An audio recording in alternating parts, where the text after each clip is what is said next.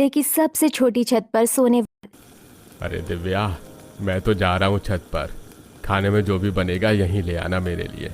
वैसे अभी तो मुझे भूख भी नहीं है। दिव्या अपनी माँ मंजू के साथ रसोई में खाना बना रही होती है।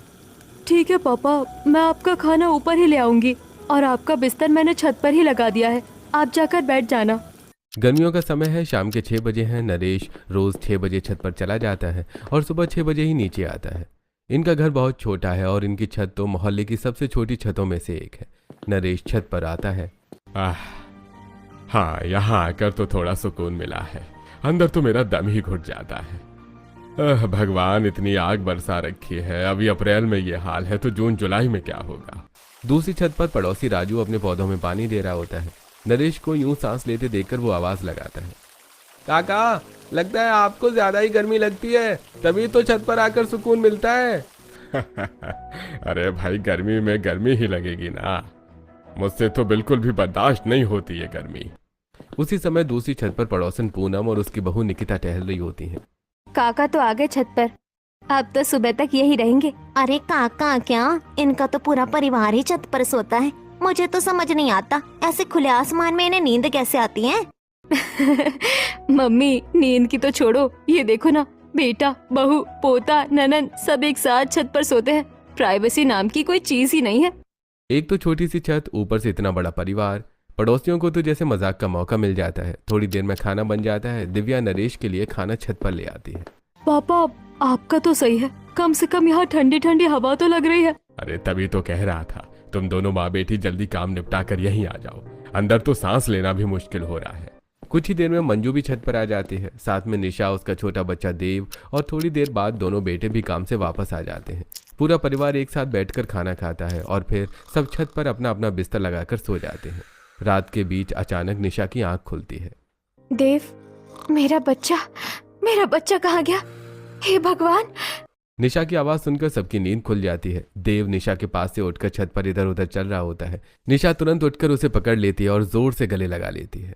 मेरा बच्चा, कहाँ चला गया था तू? उसकी आंखों में आंसू आ जाते हैं। निशा बहू, तुम्हें ध्यान रखना चाहिए ना, अभी बच्चा चलना सीखा है तो ऐसे ही उठकर चल पड़ेगा। मम्मी, इसमें मैं क्या करूं? रात को तो मुझे नींद आएगी ही ना। तभी मंजू अपने बिस्तर से उठकर निशा के पास आती है। वो अपने दुपट्टे से देव का पैर हल्के से बांध देती है। जब मेरे बच्चे छोटे थे ना, तो मैं भी ऐसे ही उन्हें अपने दुपट्टे से बांध कर सोती थी। ये बस उतनी ही दूर जा पाते थे जितना मेरा दुपट्टा होता था, और दुपट्टा मैं अपने बिस्तर से बांध लेती थी।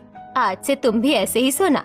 आज तुम डर के उठी हो और पूरे घर को डरा दिया, अब ऐसा फिर नहीं होगा। मंजू का ये देसी जुगाड़ सच में काम करता है और अब निशा रोज देव को अपने दुपट्टे से बांध कर ही सोती है। अगली सुबह होती है, सभी लोग उठकर अपना बिस्तर नीचे ले जाते हैं और अपने अपने काम में लग जाते हैं। भाभी, आज तो बहुत गर्मी हो रही है, कुछ ठंडा ठंडा बना लो ना।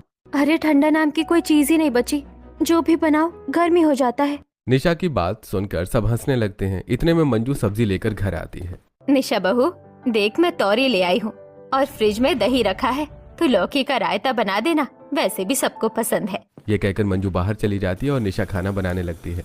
दिव्या घर के बाकी काम संभालती है और फिर देव को खिलाने लगती है। दोनों भाई नाश्ता करके अपने अपने काम पर निकल जाते हैं। इसी तरह कुछ दिन बीत जाते हैं। दूसरी तरफ ऋतु आज बहुत खुश नजर आ रही है। वो अपने कमरे से उछलती कूदती हुई हॉल में आती है। ऋतु का घर बहुत बड़ा है और वहाँ सिर्फ वो और उसकी माँ दीपिका ही रहती है। मम्मी, आपको पता है ना आज क्या है? बताओ ना, आज क्या प्लान है? आपने क्या सोचा है? आपको याद भी है या नहीं?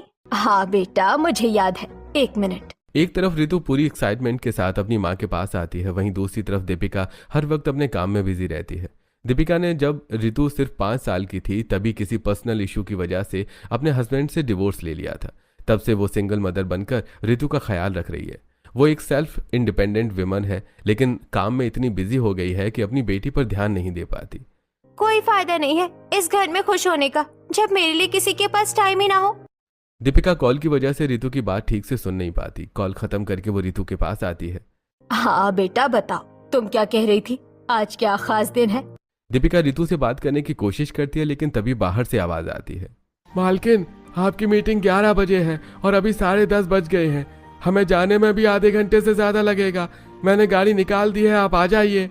ओह शिट, मैं तो भूल ही गई, आज बहुत इम्पोर्टेंट मीटिंग है। अगर ये डील क्लोज नहीं हुई तो कंपनी को बड़ा लॉस हो सकता है। तुम गाड़ी स्टार्ट करो, मैं अभी आई। दीपिका जल्दबाजी में अपना फाइल उठाती है और निकलने लगती है। ऋतु बेटा, तुम अपना ध्यान रखना। तुम्हारा जो भी खाने का मन करे भैया को बोल देना, वो तुम्हारे लिए बना देंगे, और मैं शाम को जल्दी वापस आ जाऊंगी। दीपिका ने ऋतु की पूरी बात सुनी भी नहीं, बस ऐसे ही औपचारिकता पूरी करके चली जाती है। इधर ऋतु अकेली बैठकर सोचने लगती है। तभी उसकी दोस्त रिया का फोन आता है। Happy birthday my dear best friend, live long, stay blessed, always be happy, और भगवान जल्दी से तुझे सिंगल से मिंगल कर दे, तेरी जल्दी शादी हो, तेरे 2-4 बच्चे हो। Thank you thank you thank you. यार, पर ये कैसी ब्लेसिंग दे रही है तू? 2-4 बच्चों को कौन संभालेगा? अरे पागल, तेरे 2-4 बच्चे हो जाएंगे तो तू अकेली नहीं रहेगी, तेरा ध्यान उनकी तरफ चला जाएगा। चल ये सब छोड़, ये बता आज क्या प्लान है? पार्टी नहीं दे रही क्या? यार आज मेरा मन नहीं है, तुम पार्टी कभी और ले लेना, लेकिन आज नहीं। दीपिका की वजह से बर्थडे वाले दिन भी ऋतु उदास हो जाती है और अपने दोस्त को सेलिब्रेशन के लिए मना कर देती है। इधर दीपिका जैसे ही मीटिंग से फ्री होती है, उसके फोन में रिमाइंडर बजता है। ओह शिट, आज ऋतु का बर्थडे है और मैं उसे विश भी नहीं कर पाई। वो तो मुझ पर आग की तरह बरसेगी। अब मैं क्या करूं? मेरी अभी एक और मीटिंग भी है। दीपिका पहले अपने कंपनी में आती है और सीधा आयुष को अपने केबिन में बुलाती है। मैम, आपने मुझे बुलाया, कोई जरूरी काम था? हाँ आयुष, काम बहुत जरूरी है। एक्चुअली आज मेरी बेटी का बर्थडे है और मैं उसे विश करना भूल गई। अगर मैं ऐसे सिंपल विश करूंगी तो वो मुझसे बहुत नाराज हो जाएगी। मेरी अभी एक और मीटिंग है, तो तुम किसी अच्छे से कैफे में जाकर उसके लिए एक सरप्राइज प्लान करवा दो। मैं तुम्हें उसकी कुछ पिक्चर्स भेजती हूँ, उसी की फोटो वाला केक बनवाना, और डेकोरेशन वगैरह सब कुछ बहुत अच्छे से होना चाहिए। दीपिका सारी डिटेल्स आयुष के पास भेज देती है और आयुष शहर का एक बहुत अच्छा कैफे बुक करके वहां पर ऋतु का बर्थडे ऑर्गेनाइज करवाता है। दीपिका ऋतु को बहाने से वहां बुला लेती है। बर्थडे की डेकोरेशन देखकर ऋतु बहुत खुश हो जाती है और अपनी माँ को गले लगा लेती है। इसका मतलब आप एक्टिंग कर रही थी? आपको मेरा बर्थडे याद था? हाँ बेटा, मैं तुम्हारा बर्थडे कैसे भूल सकती हूँ। दीपिका ऋतु से बात कर ही रही होती है कि तभी उसकी दूसरी कॉल आ जाती है और वो उसे अटेंड करने के लिए बाहर चली जाती है। ऋतु फिर से उदास हो जाती है। हम बर्थडे गर्ल ऐसे परेशान नहीं होते, मुझे लगता है मैम को थोड़ा टाइम लगेगा। वैसे भी उनकी 15 मिनट बाद मीटिंग है, तो हमें वेट नहीं करना चाहिए। चलो मिलकर केक काटते हैं। आयुष ऋतु को चिल करने की कोशिश करता है, लेकिन ऋतु इमोशनल हो जाती है। पता नहीं कौन से पाप किए हैं मैंने, जो माँ और बाप दोनों में से किसी का प्यार नहीं मिला। इनके पास मेरे लिए टाइम ही नहीं है। ऐसा भी क्या काम है जो मुझे बर्थडे पर भी टाइम नहीं दे सकती। ऋतु जोर जोर से रोने लगती है। आयुष उसे समझाने की कोशिश करता है। नहीं ऋतु, तुम गलत सोच रही हो, तुम्हारी मम्मी ये सब तुम्हारे लिए ही तो करती हैं। आयुष उसे थोड़ा कंफर्टेबल करता है और केक कटवाता है। ऋतु आयुष को केक खिलाती है। तभी दीपिका वापस आती है और ऋतु को केक खिलाती है। ऋतु बेटा, तुम एंजॉय करना, आयुष तुम्हें घर छोड़ देगा। मेरी एक मीटिंग है, मैं उसे अटेंड करके शाम को जल्दी आ जाऊंगी, फिर साथ में डिनर करेंगे। ये कहकर दीपिका वहां से चली जाती है। इधर आयुष और ऋतु साथ में सेलिब्रेशन करते हैं। ऋतु को आयुष के साथ बहुत अच्छा लगता है। आयुष का केयरिंग नेचर उसे बहुत अट्रैक्ट करता है और दोनों पहली बार में ही अच्छे दोस्त बन जाते हैं। थोड़ी देर में आयुष ऋतु को घर ड्रॉप कर देता है और उसके बाद अपने घर आ जाता है। बेटा, आज बड़ी देर कर दी तुमने। हाँ मम्मी, मैम की बेटी का बर्थडे था तो वहीं टाइम लग गया। अच्छा चल, कोई बात नहीं, तू हाथ मुंह धो ले, मैं तेरे लिए खाना लगाती हूँ। हाँ नहीं मम्मी, मैं खाना खाकर आया हूँ। आयुष अपना बिस्तर उठाकर छत पर सोने के लिए चला जाता है। थोड़ी देर में वंश और निशा भी अपना काम खत्म करके ऊपर सोने के लिए आ जाते हैं। पूरा परिवार उसी छोटी सी छत पर सोता है। ऐसे कुछ दिन बीत जाते हैं। एक दिन पड़ोसन पूनम घर पर आती है। संडे का दिन होता है और घर में पूरी तरह चहल पहल हो रही होती है। निशा, कितने दिन हो गए तुमने सैंडविच नहीं बनाया? आज तो मेरा सैंडविच खाने का मन है। आपका मन हो और वो काम ना करूं, ऐसा कभी हुआ है क्या? आप बस 5 मिनट दीजिए, मैं अभी सैंडविच बना कर लाती हूँ। निशा रसोई में जाकर वंश के लिए सैंडविच बनाने लगती है। वहीं दिव्या और आयुष ने आज आलू के पराठे की फरमाइश की होती है। घर में सबकी अलग अलग फरमाइश सुनकर पूनम बोल पड़ती है।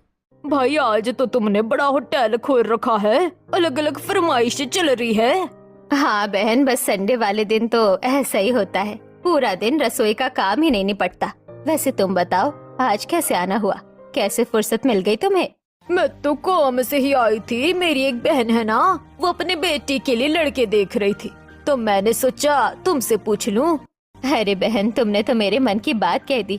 मैं खुद सोच रही थी कि आयुष के लिए कोई लड़की देखो। मैं तुम्हें शाम तक सोचकर बता दूंगी। दोनों पड़ोसन थोड़ी देर बैठकर बातें करती हैं और फिर पूनम अपने घर चली जाती है। पूनम के जाने के बाद मंजू आयुष से बात करती है।